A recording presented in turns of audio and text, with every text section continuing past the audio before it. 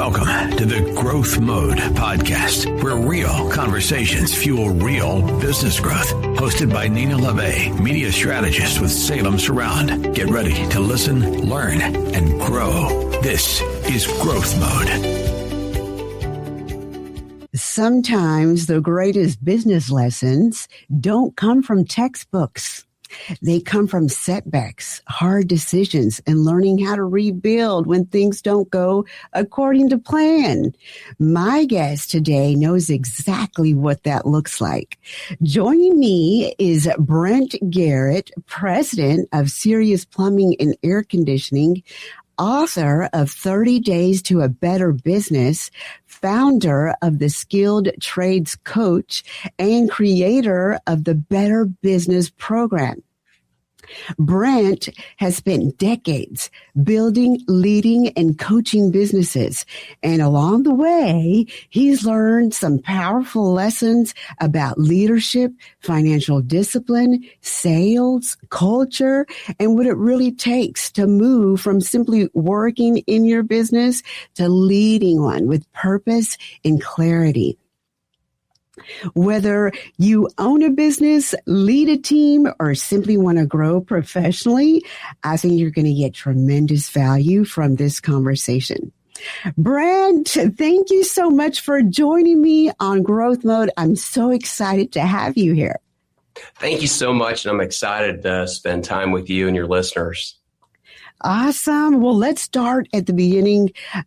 Let's start with your story, Brent. You're a second-generation plumber, but I understand that you actually entered the trade against your father's advice. Tell us about that journey and how it shaped who you are today. Yeah, my father was in the Korean War, and he had a full scholarship to go to the University of Missouri. But got called up as a reservist at the age of 17, and he never went to college. I'm a first-generation graduate.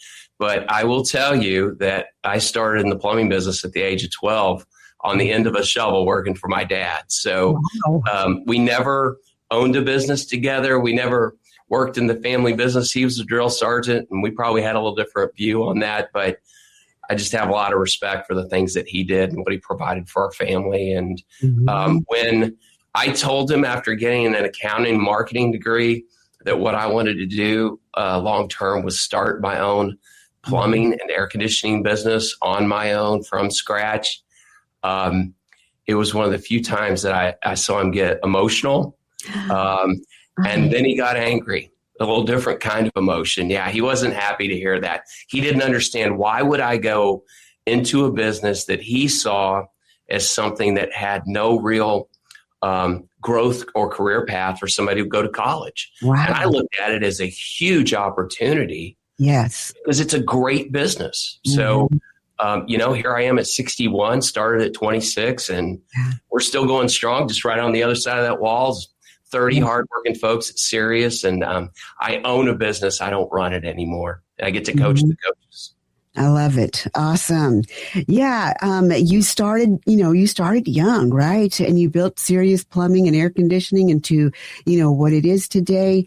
What were some of the early lessons that you learned the hard way? Well, I went through my first business was actually Canyon Creek Plumbing, Heating, and Air Conditioning, and I sold that to a Fortune 300 company 5 years later. I started that at 26 with $5,000 and a 50-page business plan. And I learned those different stages, and I read some great books. And I think leaders are readers, but I read Michael Gerber's E-Myth, and I read Stephen Covey's 7 Habits of Highly Effective People. Those are old books, and probably some of the folks on here may never heard of those, but I experienced every growth stage in scaling your business. And, I moved from solopreneur to the teaming phase, and then what I call the messy middle, which really you can be inches from bankruptcy or just feel stuck. And what comes from there is a really cool and exciting part of your company. If you can work through that messy middle, is you start coaching coaches and your quality of life gets better. Yeah. And then you start talking about, hey, how do I build the value in the business, equity, and have a legacy? Well, when I got to that point, I was 31. I wasn't done working, and somebody wanted to buy my business in 99, and I joined Service Master. So those were the challenges. And each one of those phases is a little unique. And what I found was you have to go to work harder on yourself than you do your job. Mm-hmm. You certainly need to prepare the skills and ability and save the capital to get over that next wall to the next phase. Right. And I hear from, a lot of people, who think successful businesses, that it was a smooth road for them. But really, the real lessons come from their struggles, right? Oh, my wife and I started another business in 2005, which is our business today. It's over 20 years old, Sirius. And I was out on the road speaking and training and doing some workshop. And I really didn't keep my eye on the business like I needed to. And I was $1 million in debt and almost went bankrupt. So you can have huge success, but if you don't keep your eye on the key things you need to run your business, it can happen to anybody. And let me tell you what, you have better odds at the blackjack table than you do of being a successful small business owner. Right. I'm glad that you're so open about experiencing, the business setback and the financial crisis. Can you take us back and talk a little bit more about what changed in your thinking as a leader?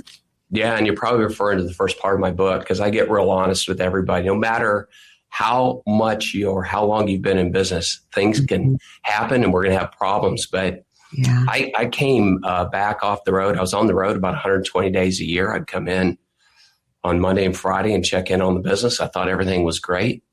And the lights went out in the business. And I went over and we're in Texas and we have power surges here. I know you're in San Antonio. Every once in a while we have, brownouts and blackouts. Mm-hmm. What I found out was we were about $1 million in debt. Our lights didn't go out because of a brownout. We didn't pay our bill. And so I took a stack home that night. I was up late into the morning the next day, and I was scared to death. I mean, and embarrassed, and my pride was hurt.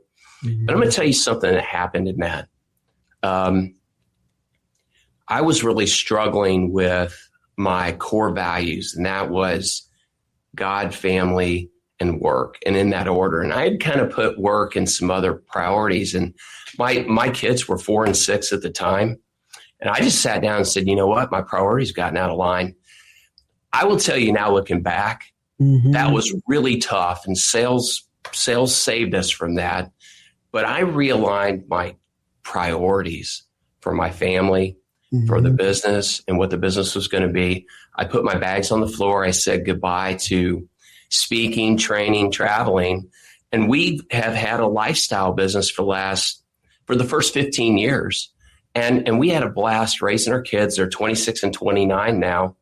But I'm going to tell you, that problem and those choices saved my life. And that's really what I'd like to say to your listeners is that what I do is I work with a team of skilled trades business owners that want to grow and scale their business without compromising their values. You can have work-life balance.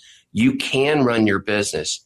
You don't have to give your life to the business and sacrifice everything else. Right. But these owners that I see that really own a job, that make up about 80% of all the skilled trades, residential plumbing and air conditioning companies in the country, are doing those things, and they're working really long, hard hours. They have incredible drive. They're really good at what they do. And just a few minor shifts in their business can get them through that messy middle and on to owning a business rather than working in it. And, those messy middles, it ended up being like a turning point for you, and shaped you who you are today. Yeah, absolutely. And I the thing to hear in this is I grew one. I knew what to do, and I sold it and for quite a bit of money. And 12 years later, I was back and I had made those mistakes that I knew not to make. But it's just, we can take our eye off the ball sometimes. We quickly got it fixed, probably turned it around in about 2 years. been off and running ever since. But if you got to get your values and your culture right in your company, I'll tell you the two mistakes I made and the things that I never delegate ever again. I can't delegate the culture of my company, which means I set the rules for how we're going to go to market, how we're going to do what we do, how we're going to treat each other, how we're going to treat our customers. And the other thing is, I have never let my hands off the financials or the ownership of the numbers in the business. That's what sunk us. And that's what got us out. Right, right. Yeah. I love what you said. You got to keep your eye on the ball, I love that. I love that. Yeah, this is such an important conversation. A lot of business owners, they start because they're, great at what they do, but being skilled and then leading a company are two different things. What does that transition look like? You mean the transition from owning a job to owning a business? I think the first thing is that, number one, you really, before you start scaling your business, and we do a lot of this work with our clients, the most difficult thing we'll ever do in our business is understand what we do to make it successful. And we have a process to help reveal that. But, I think many of your listeners probably heard Simon Sinek, and he says, people don't care as much about what you do as why you do it. Okay.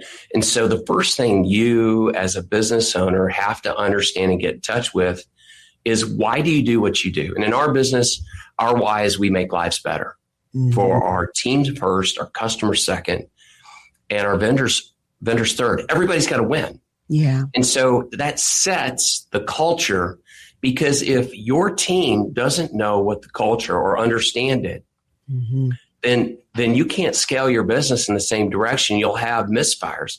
So I'd say the first step is to set that culture and understand what makes you, you. Because you already have a successful business. Right. As you add team members, they need to be able to live that. I mean, you go to McDonald's and you don't ask them for a Whopper, right?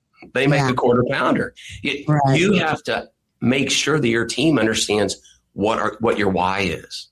Right. Absolutely. So powerful.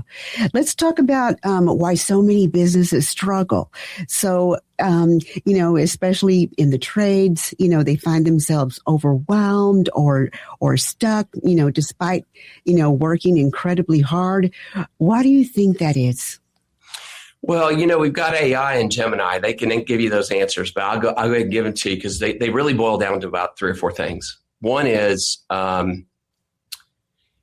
most folks don't start with a plan. They just don't. They don't plan to fail. They fail to plan. And a good business plan, that means a great marketing plan, a great sales process, a great client experience, those types of things. In my business, the barriers of entry are very low. If you've got some tools in a truck, you're in business. Yeah. But hey, fixing the problem is not just the part of running the business. We've got to know, we got to have cash. We got to have capital to run the business. So many people run out of capital before they reach success. And then how do they scale the business? They never set off in their mind when they were solopreneurs that they need to understand in our state what the TWC is, or Texas Workforce Commission, and HR policies and accounting and computers and all those things. So a lot of folks fail because of a lack of a good sales and marketing plan, and they run out of cash. They really do, or they don't have a grasp of what their cash is. Let's talk about something that makes a lot of business owners uncomfortable. So you talk about needs-based selling in the book for owners or technicians who dislike sales. What does that really mean, and why does it work? Yeah, well, what we do at the Skilled Trades Coach is what we say is stop selling, and create a great client experience. Now, every sales process has an introduction, a definition of the problem, a providing of the solutions, and then, if you're a harsher word salesperson, you're going to say closing. But really what we talk to folks about is to help customers buy. because we love to buy things. We hate to be sold. So let's create a whole client experience where our process in sales is just really a part of the whole experience. So, we want to build rapport. Can you imagine having a broken ankle and walking into the doctor? Nobody takes your blood pressure. They admit you into the room. Doctor walks in and says, hey, we've got you set up for a heart transplant tomorrow. You wouldn't walk. You'd run out of that room, right? Well, some of our skilled trades owners approach the client experience that way. What we say is be the expert, build rapport, ask good questions. And here's the key thing. We have an option sheet to prepare for the customer because we never want to sell. We want to provide options to the consumer based on what they said they wanted, their needs. That's needs-based selling. Yeah. And then all we're doing is clarifying that and helping the customer make a good decision on what's clean, safe, and healthy at their home. So in that experience, we take the focus off of being a salesperson and do what you do best, and that's be an expert. And man, when they start doing that, they go, this is so easy. I just never thought about that. And I think skilled trades folks in particular have an idea or a concept of what sales is, and it's counter to what they ever want to be seen as. Right. And so the first step is to get them to let go of that. And look at it differently. So, I'd say the easy answer is the problem's not the problem. The problem's the way we're looking at the problem. But I will say this, every scaling of every business, sales covers a multitude of sins. If that top line's growing, you can figure out how to carve a margin out of the bottom line. Yeah. That resonates so well. And you're right. If they focus on solving, the problem and treating the customer well, that trust is just going to follow them naturally. Yeah, I think the first time or any time that what I call the magic moment in the home, that's when the technician is with the customer. Yeah. Whenever the technician loses the mindset that they're an expert, not a salesperson, and they're advising and providing options, whenever they lose that posture is when the consumer goes, wait a minute. Yeah. We just don't use words like upsell and those types of things in our environment. And I encourage our clients not to as well, because it's a culture comment, and what comes out of our mouths, what's really in our brains. We're experts providing solutions and helping people feel good about what they're doing in their home. Right. Absolutely. Yeah, absolutely. You developed a good, better, best, pricing approach. Can you explain the psychology, behind giving customers choices rather than, selling a single option? Well, and you know what? You're giving me a lot of credit for something I didn't create. That is a Harvard business study from years ago. And what they did was they said, you know what? We realized that if you offer a good, better, best option, 66% of consumers will choose the better option. But there's also something to that as well. If you provide those options, you also eliminate the competition because you're providing all kinds of choices so that the consumer doesn't have to look somewhere else. 20% or 15% will just choose price alone. And if that's what they want, you talk about sales process. Here's really my process. Yeah. Ask the customer what they want and insist that they have it. And if somebody wants price and they want the good option, not the better option, give it to them. I mean, we're trying to create happy customers. Right. There are others that only want the best. Well, why would we rob them of that opportunity? We want to sell that too. So it's certainly a business study that's been proven. Now we change the words a little bit. We say must, should, could, but it's still good, better, best. And that is a key fundamental to helping the customer, especially in their home, guide them to the decisions that are right for them. Right. Absolutely. Yeah. I love to dig into leadership. You described leadership as the 18-inch journey between the head and the heart. I love that phrase. What do you mean by that?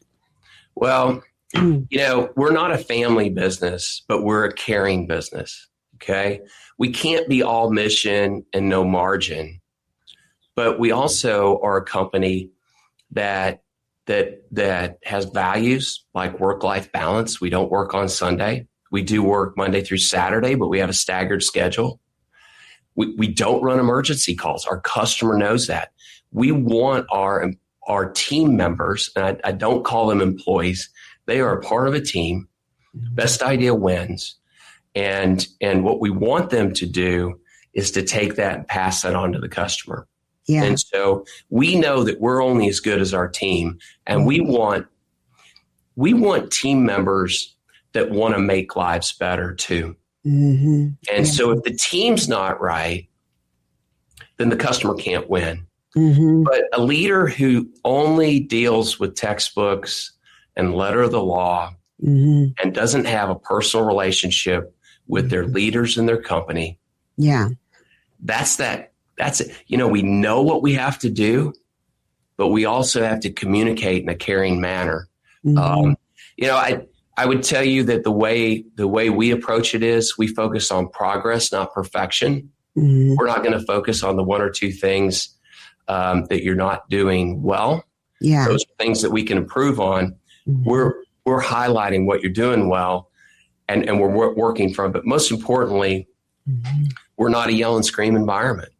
I don't think whatever your construct is about how this world's created or who created it, I just think a nudge and a whisper works better than a shove and a yell. Sure. And our industry is pretty profound in some shoving and yelling and the management style. So that's the head to heart thing. Mm-hmm.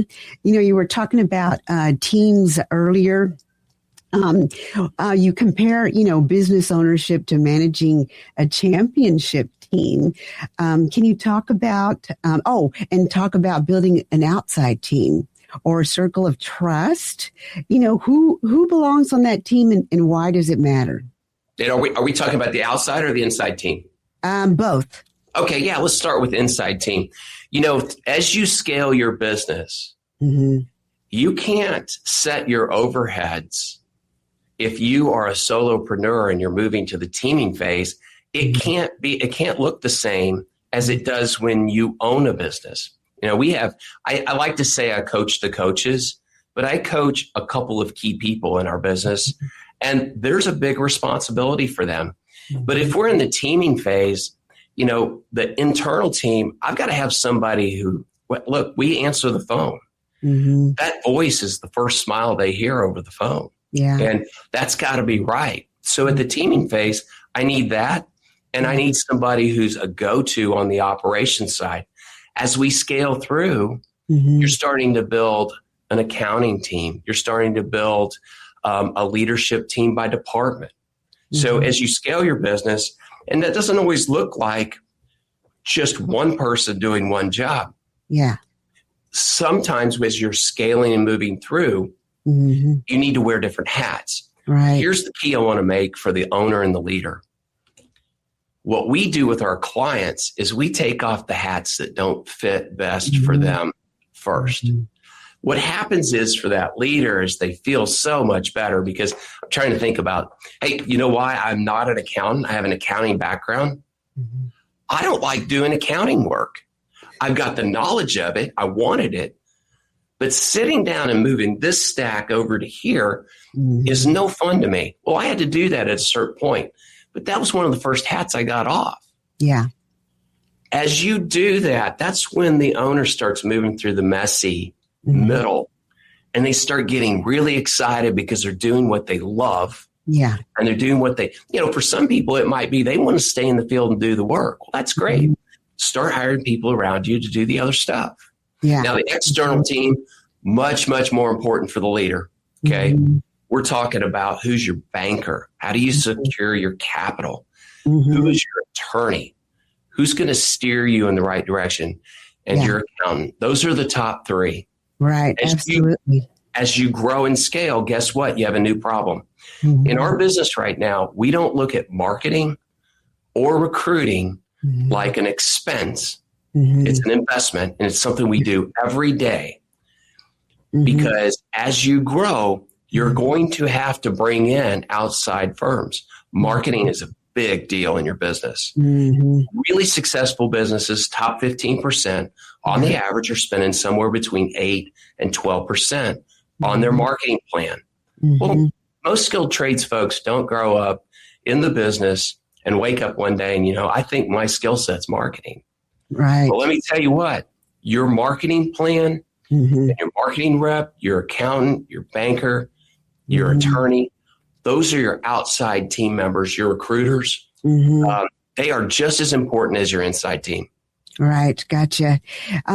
What inspired you to write 30 Days to a Better Business?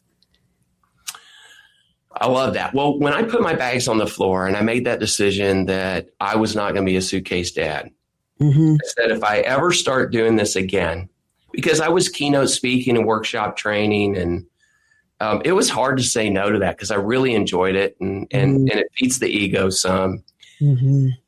I said, if I ever do it again, I'm not going to just do it for money. I'm going to do it to help people. Well, I have made about every mistake in small business. I've almost been bankrupt, and I've been relatively successful. We're still growing. I'm still in the business. I wrote the book to help skilled trades owners that might feel stuck or be close to bankruptcy like I was, to have a very clear, very easy to read book written in a narrative style that maybe they can kind of see themselves in one of those characters and it can relate to them. Hey, and I like to say that we're not trying to perfect your business. We're trying to make it better. Right. But if there's one thing each week that you can execute in your business that you find from that book, then that's why I wrote the book, is because I want them to be successful. And I'm 61. I'm going to spend the next 20 years working with skilled trades business owners, trying to help them move from owning a job to owning a business, because it's not that hard, and it shouldn't be that hard. Yeah, so valuable, so valuable. Before we wrap up, and I always love ending here, when people look back, at your life and leadership, what do you hope they say about the impact that you made, and how can more people learn about you, connect with you, or get your book? Yeah, well, that's a great question.